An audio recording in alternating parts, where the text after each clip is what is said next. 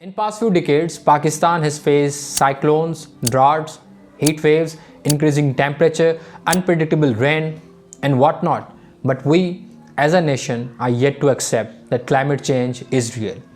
World bank के मुताबिक पाकिस्तान को अगले 20 साल में सबसे डेंजरस अगर कोई थ्रेट है तो वो ना तो इकोनॉमी का है, ना पॉलिटिकल टर्मोइल का, ना रिलीजियस मिलिटेंसी का, लेकिन क्लाइमेट चेंज का। Pakistan will probably see life expectancy go down. Pakistan will probably see infant mortality go up. Pakistan will probably see women dying at childbirth, that number go up. So the poorest people in Pakistan have been rendered even more poor. Look at the statistics of 2022 floods. More than 35 million people got affected और पाकिस्तान को in terms of infrastructure $30 billion का नुकसान हुआ। या 2020 में बलूचिस्तान में आने वाला फ्लड देख लें जिसमें 40,000 से ज़ायद लोग इफेक्ट हुए और 300 मासूम जाने गए। घर बराबर लुढ़िया पानी वगैरह इतरो होंदो पानी उता टफड़ कढिया दी तेची रखिया दी इन मींहं में एतरा बच्चा खणी मच्छरन में भगा दी किथे विहारूं जिते पानी जिते अच पानी केॾां खणी वञूं बागरी एतरा मासूम Pakistan needs $348 billion in just next 7 years to mitigate the climate risk. Now let me give you a reality check. Where are we standing right now? इस वक्त लाहौर दुनिया का सबसे आलूदा तरीन शहर है। सिंध के रूरल एरियाज में 2022 में आने वाले फ्लड का पानी अभी तक जमा है। एशिया का सबसे बड़ा नहरी निज़ाम जिस पर हम फ्लैक्स भी करते थे वो 2022 में कोलैप्स कर गया। Our policies are simply not working. And according to international environmental expert, Pakistan is just one natural disaster away from a much larger human and economic catastrophe.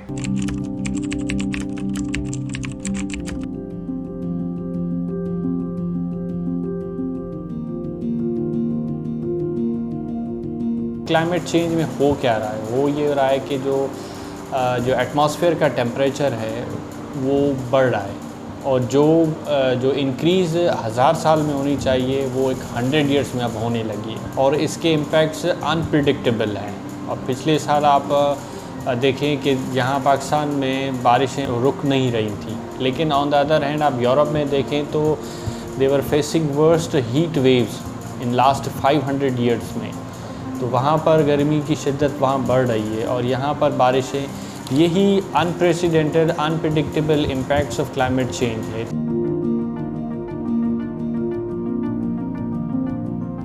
Agriculture lands damage हो रही हैं, लोग जो farmers हैं जो agriculture से linked हैं वो भी डिस्प्लेस तो अपने घरों से हो रहे हैं लेकिन वो अपनी ज़मीनों से भी डिस्प्लेस हो रहे हैं और एग्रीकल्चर लैंड जो है वो फ्लड वाटर की वजह से उसकी जो फर्टिलिटी है वो भी कम हो जाती है और ओवरऑल हमारी जीडीपी को नुकसान हो रहा है क्लाइमेट चेंज की वजह से। अगर आप इकोनॉमिक सर्वे ऑफ पाकिस्तान की रिपोर्ट्स पढ़ें तो वो वाज़े तौर पे लिखते हैं कि ये सेक्टर्स हैं जो क्लाइमेट चेंज की वजह से मुतासर हो रहे हैं। सब फॉर एग्ज़ाम्पल हेल्थ केयर है, एग्रीकल्चर है, लाइवलीहुड्स हैं, लोगों का सोर्स ऑफ इनकम है। Directly indirectly we are paying the cost of the environmental degradation.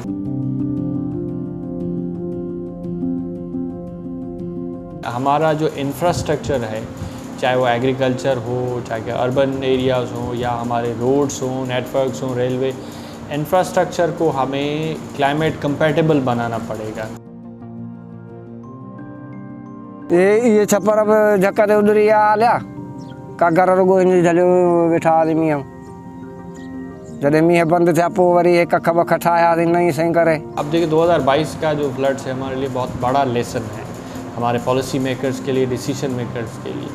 अब ये पानी निकल सकता था इन इलाकों से लेकिन वो नेचुरल ड्रेनेजेस जो है, पाथवेज जो है, वाटरवेज, वो रास्ते लोगों ने बंद किए हुए हैं, इनक्रोच किए हुए हैं। वो अगर हम क्लियर कर दें तो ये देखिए बारिशें पहले भी पड़ती थी लेकिन बारिश के पानी के निकलने के रास्ते थे जो नेचुरली वो ड्रेन होकर दरियाओं में चला जाता था पानी, लेकिन अब वो हमने बंद कर दिए। लोगों ने ज़मीन कर रहे हैं, घर बना दिए, रेलवे नेटवर्क्स बने हुए हैं। अगर वो वाटरवेज क्लियर कर दें हम तो हो सकता है आगे चल के ये डिज़ास्टर के जो इम्पैक्ट्स हैं वो ख़त्म ना हो बल्कि कम हो सकते हैं।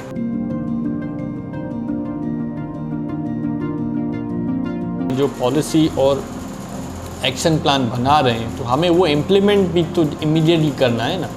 हम कानून पे कानून तो बना रहे हैं, पॉलिसीज़ भी बना रहे हैं, लेकिन अब ये देखें कि 2012 में जो क्लाइमेट चेंज की पॉलिसी बनी 2023 तक वो कितना इम्प्लीमेंट हम कर चुके हैं। हर डिपार्टमेंट अपना रोल प्ले करेगा, तब जाके हम कलेक्टिवली क्लाइमेट चेंज को, इसके इम्पैक्ट्स को रिड्यूस कर सकते हैं।